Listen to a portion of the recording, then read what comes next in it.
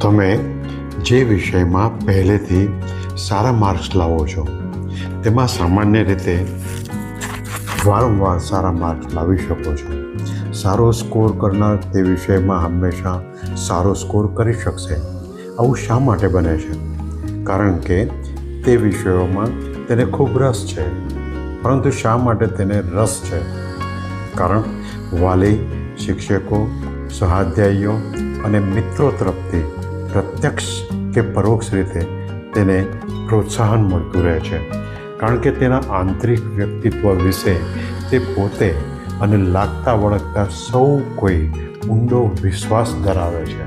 હવે તે હકીકત સમજાય વિના રહેશે નહીં કે આપણને સંસ્કારમાં મળેલું આંતરિક રૂપ કે વ્યક્તિત્વ આપણી જિંદગીની તમામ બાબતો સાથે એક શાશ્વત સંબંધ ધરાવે છે.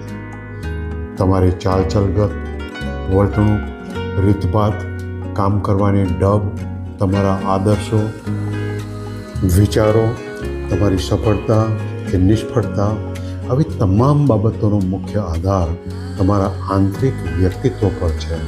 અર્થાત તમારા દિમાગ પર સદાય સવાર થઈને રહેતા તમારા સ્વરૂપ કે અંતઃરૂપ પર અવલંબે છે. તમારી પ્રગતિ કે અધોગતિ, તમારી જીત કે હારનું નિયમન અને નિર્માણ તમારું આંતરિક રૂપ જ કરે છે. કારણ કે તે તમારું સૂત્રધાર છે, કંટ્રોલર છે.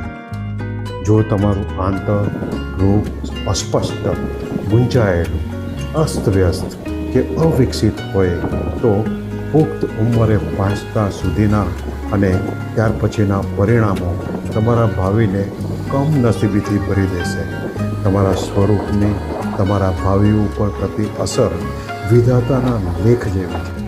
કારણ કે પ્રારંભિક વર્ષોમાં મગજ પર પડેલો એક પ્રભાવ સંબંધિત સ્મૃતિઓના બીજ સાથે સુષુપ્ત અવસ્થામાં પડી રહે છે અને જરૂરિયાત પ્રમાણે કે અનુકૂળ સંજોગો પ્રમાણે તે સક્રિય બને છે.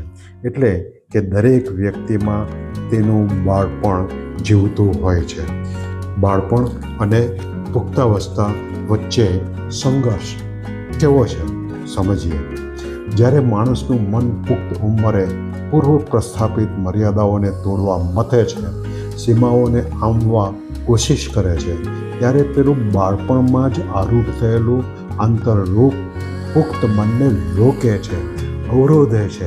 પરિણામે આપણે આપણી સમગ્ર શક્તિનો લગભગ નજીવો જ ભાગ વાપરી શકીએ છીએ. શક્તિનો બાકીનો મહત્તમ ભાગ આપણને વધુ નિષ્ક્રિય બનાવવામાં અટવાઈ જાય છે. પરંતુ જો આપણે કોઈ ચોક્કસ હેતુઓ સિદ્ધ કરવા મક્કમ બનીએ, દૃઢ સંકલ્પ કરીને ચોક્કસ દિશામાં ચોક્કસ રીતે પુરુષાર્થ કરવા મંડી પડીએ તો આપણે આપણી શક્તિનો થોડો વધુ ભાગ ઉપયોગમાં લઈ શકીએ. પરંતુ આપણે જોયું તેમ આપણું પોતાનું જ આંતરિક રૂપ, બાળપણમાં જ ઘડાઈ ગયેલું આપણું આંતરિક વ્યક્તિત્વ આપણા પુખ્ત મનની પ્રવૃત્તિઓને અવરોધે છે. જ્યાં છો ત્યાંથી ખૂબ આગળ ઉપર ઉઠવાનો નિર્ણય તમારા પુખ્ત મનનો નિર્ણય છે અને તે નિર્ણય સાકાર કરવામાં આપણું સીમાઓથી ઘેરાયેલું આંતર મન આડે આવે છે.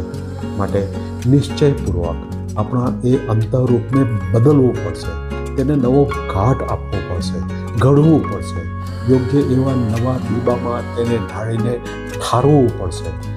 આપણા અંતઃમનને એક સ્પષ્ટ, સુઘડ, સુવ્યવસ્થિત, સંગીન અને પુખ્ત આકાર આપવો પડશે અને તો જ આપણા ઉપર લાગેલી માન્યતાઓ અને મર્યાદાઓને દૂર કરી શકાશે. આપણે ના સમજ હતા ત્યારે આપણી ચોતરફ બંધાયેલી દિવાલોને આંબીને પ્રગતિને પંથે દોટ મૂકી શકાશે. તમારા ઊંચા લક્ષ્યને હાંસલ કરી શકાશે. તમારા સોનેરી સ્વપ્નોને પણ સાકાર કરી શકાશે. તમારે મંજિલ સુધીની સફળ યાત્રા કરાવતા રસ્તા ખુલ્લા કરતી સ્વયં સિદ્ધ પદ્ધતિ વિશે હવે ત્રીજા પ્રકરણમાં વિચારીશું.